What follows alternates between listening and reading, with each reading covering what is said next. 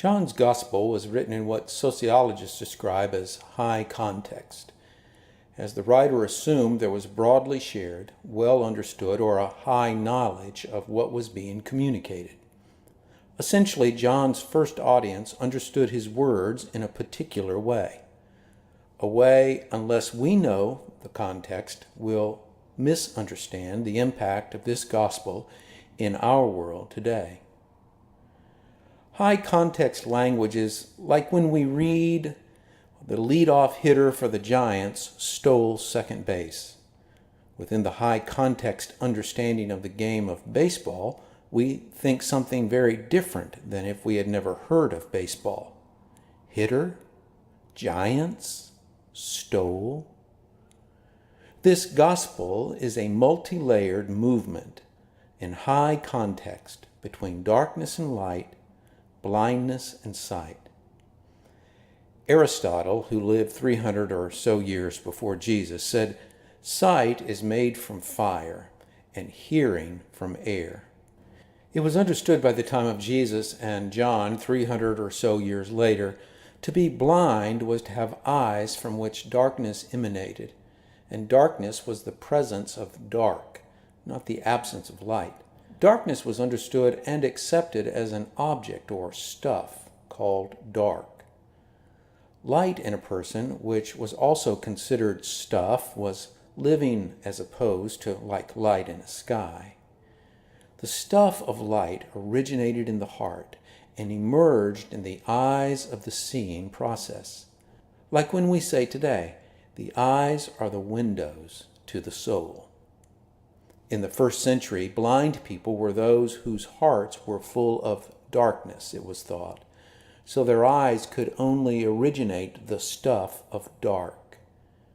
Now, back in the 8th chapter of John, Jesus uses this image of light and darkness. Again, Jesus spoke to them, saying, "I am the light of the world. Whoever follows me will never walk in darkness, but will have the light of life." When Jesus said he was the light of the world, he was saying both that he enabled Israel to see the way they really were and that he was the source, the stuff of Israel's life. Our gospel today also assumes that we should know about the healthcare system that was in place.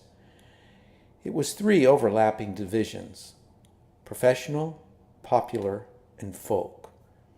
Or maybe another way to express it would be trained, common knowledge, and socially credentialed.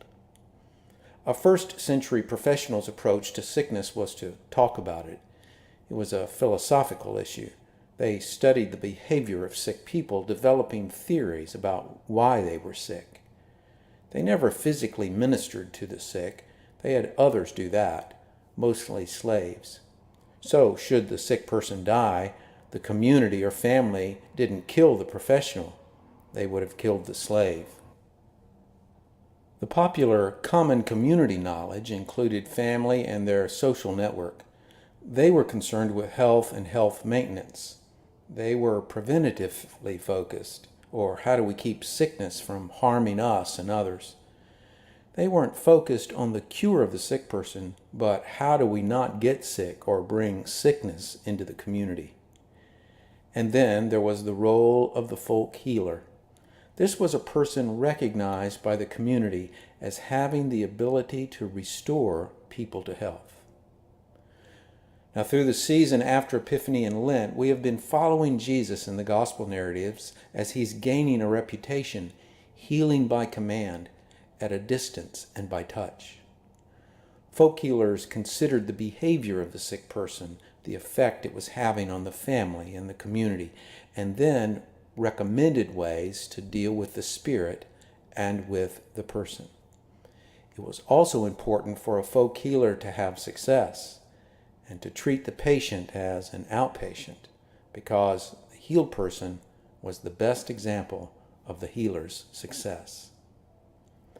Jesus followed a well-used medium of other folk healers and remedies of the time, using saliva, which was believed to share a form of blood covenant that was believed to be protective. It was also believed that saliva could be curative. Saliva on the forehead or eye was also believed to offer protection from the dreaded evil eye. You know, that look or stare, sometimes shooting daggers out of your eyes. Somehow we believe that it can cause injury or misfortune to others. Now, though we usually don't spit on folks to cure them, I have often heard, "Don't you look at me that way. Don't you give me that evil eye." Of course, Jesus was much more than a folk healer. Jesus is the great physician. When Jesus gave this blind man vision, his eyesight clears up immediately, and immediately he was challenged, first by the community, then the religious leaders. Not one person is recorded as celebrating his sight. The miracle itself is reported in only 2 verses. The majority of this text centers on the interrogations, followed by the excommunication. After the newly sighted man had been cast out, we see that Jesus returns to find him, to encourage and to enlighten him. Now face to face with the one who had given him sight and the one who he already knew was from God, Jesus declares, "You have seen him, and it is he who speaks to you." And the man's vision then is expanded with a newly informed, enlightened, completed expression of faith. "Lord, I believe." From Jesus he first received sight, and then from Jesus he received insight. And it was that insight that gave him the courage to step into belief. By telling his story over and over again, he seems to have made the Pharisees somewhat angry, and he learns much about the depth of his belief through his witness to the other doubting questioners. So perhaps this isn't just a story about a physical healing miracle, but it's about extending the invitation, sharing not what we know as a series of facts, but what gives us hope in our belief and following the way of Jesus. And when we step into the courage to ask others, "Do you want to follow the way of Jesus with me?"